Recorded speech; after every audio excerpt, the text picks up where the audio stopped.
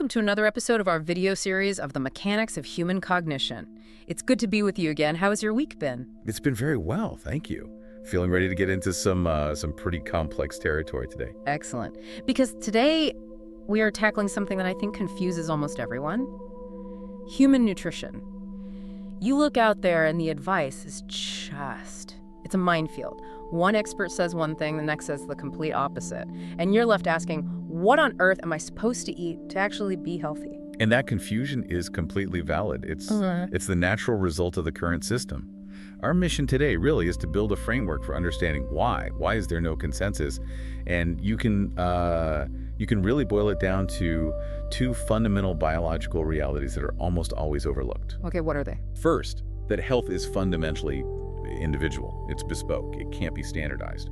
And second, maybe more critically, is that the health sciences, well, they have an almost total lack of evolutionary biology in their training. If you ignore how the organism adapted over millions of years, your whole analysis is starting from the wrong place. Okay, let's start with that first point then. Individuality. We see it all the time. A diet makes one person feel incredible. Maybe it's plant-based or low carb. And then their friend tries it and feels absolutely terrible. Why does that generic, healthy diet fail so often? Because every single human is running on a unique metabolic setting. I mean, think about it. You have a distinct genetic makeup. You have a history of where your ancestors lived and ate. You have gut bacteria. Exactly. Your own specific colonies of gut flora, your habits. Your health profile is as unique as a fingerprint. So trying to apply a one-size-fits-all diet is it's destined to fail. We have really powerful examples of this. Take someone whose family has lived for, say, generations in a specific coastal region. They're highly adapted to local seafood, certain animal fats, fermented foods. Right. Now you put that person on a globally promoted low-fat Mediterranean diet, which is a perfectly sound diet for billions of people. And that individual might become metabolically sick within months because the advice completely ignored their specific local adaptation. So if the expert training is missing that bigger evolutionary picture, how do they justify their advice? What are they basing it on? They fall back on what they know, which is narrow specialization. So they'll rely only on a pharmacological view, or maybe just modern lab results, or even just regional tradition. They isolate that knowledge from the big biological picture. And that's what leads to the conflict. That's the conflict. When you don't grasp the underlying biological rules, you start treating them like opinions. Can you give me a concrete example of that? A rule being treated like an opinion? Sure. A specialist might say, avoid refined sugars. Now, that isn't personal advice. It's a statement of biological fact about how our metabolism handles that kind of concentrated energy. Okay. But another expert, one who doesn't have that deep biological grounding, might argue back. They treat it like a lifestyle preference. They'll say, oh, it's fine in moderation, or just exercise more. Right, as if you can negotiate with it. Exactly. But the body's response to a hyper-palatable addictive compound isn't a preference, it's a chemical reality. And that disagreement is where all the public confusion comes from. So for anyone listening who's trying to cut through that noise, is there a simple universal filter we can apply? There is, yes. And it's probably the most straightforward biological question you can ask yourself about any food. Is this item available, ready-made in nature? If the answer is no, it's not optimally compatible with your body's, let's call them factory settings. That's a great litmus test. So if I'm looking at some, fluorescent colored pastry in a plastic wrapper, the question is, does a wild pastry bush exist? Precisely. Is there a Cheviet tree? No. If it takes a huge industrial process to create it, it's a major deviation from what we evolved to eat. Okay, so we use that filter, we cut out the industrial stuff. What about cravings then? Can we trust them? That's the next step. And yes, true, intuitive cravings are usually your body's subconscious signaling system. They're often a response to a mineral deficiency or some kind of metabolic imbalance. So if I'm suddenly desperate for something salty, like pickles, it could be that your blood sodium is low, or your gut biome needs something specific from that fermented food. That's your body speaking its truth.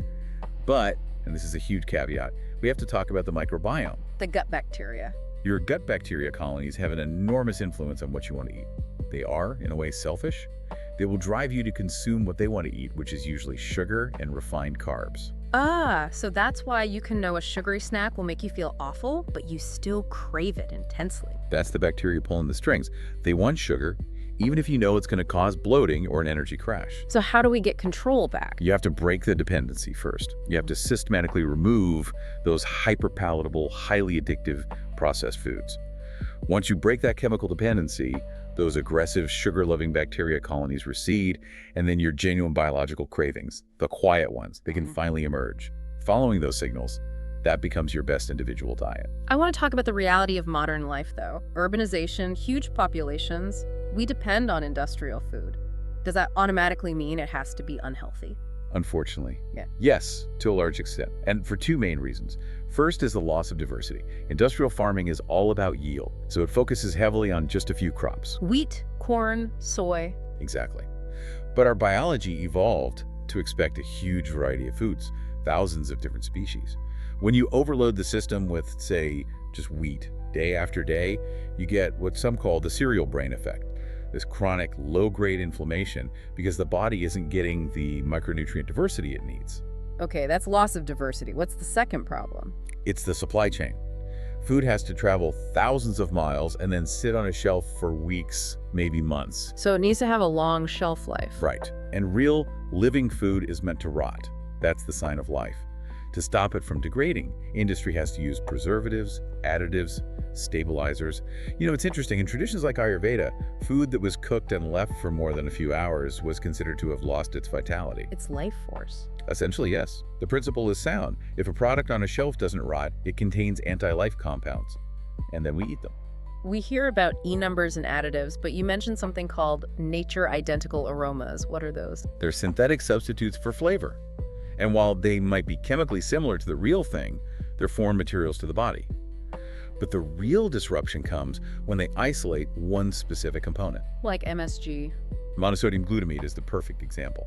In nature, glutamate is part of a complex food matrix. When you isolate it and add it to food as a powder, it bypasses all the body's normal feedback loops. It tricks the brain. It completely fools the brain. It hits these receptors and basically turns off the signal that says, okay, you're full, you've had enough nutrients.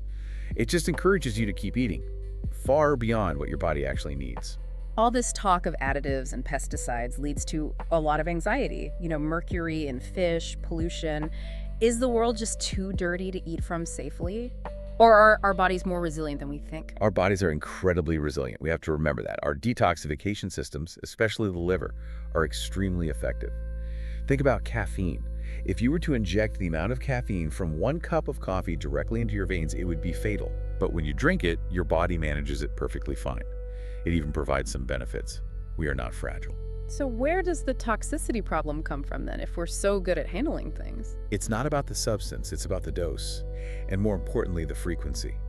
A single exposure to something problematic is, frankly, irrelevant. The problem is constant, daily intake. Like processed meats? Exactly. Eating nitrate-heavy processed meat every single day for years causes structural damage, but eating it once in a while, the liver just handles it. The strategy isn't to live in fear. It's moderation and making small, smart choices. Maybe prefer local fish, since we know heavy metals can concentrate in certain ocean currents. Small things. And to really optimize the system, we have to get back to its evolutionary rhythm.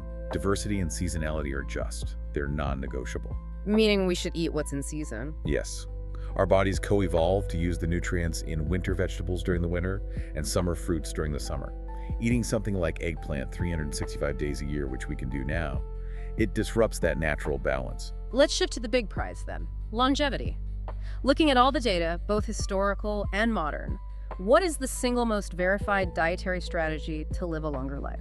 The instruction is incredibly simple and incredibly difficult. It is, eat less. Modern science has confirmed this ancient wisdom over and over. Reducing your caloric volume, not necessarily counting calories, but the volume by about 30 to 35% from middle age onwards can extend your lifespan. So why does just eating less have such a dramatic effect? Is it just about being a healthy weight? No, it's much deeper than that. It's about changing how your cells behave. When you're constantly eating, you're constantly activating growth pathways in the body. The body is focused on building and reproducing. And not on repair. Precisely. It suppresses cellular repair. But when you reduce your intake, you force the cells into a state of maintenance. You activate something called autophagy, which is the body's self-cleaning process. Cells clear out junk and repair damage. Longevity is tied directly to good cellular maintenance, and that requires periods of nutritional scarcity. But if we're reducing volume, shouldn't we be obsessively counting calories? And that's where the standard model gets it wrong. Yeah. The body is not a simple calorimeter. It's not a furnace. It's a complex oxidation system. The quality of the food matters immensely. 100 calories of shush has a completely different effect on your system than 100 calories of broccoli. I see.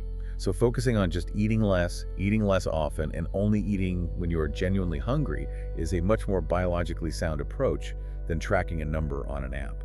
It reminds me of the ancient wisdom you mentioned earlier. Yes, the physician Avicenna summarized the science of medicine in just 4 lines. He said, "Eat little, chew much, do not eat until hungry. Healing is in digestion."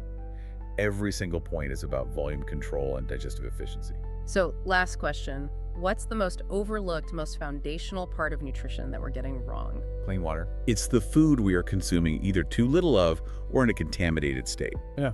It's genuinely shocking, but clean, potable drinking water reserves around the world have dropped to less than 1% of the total water cycle. Our entire metabolic system, our brain function, every single cellular process depends on clean water.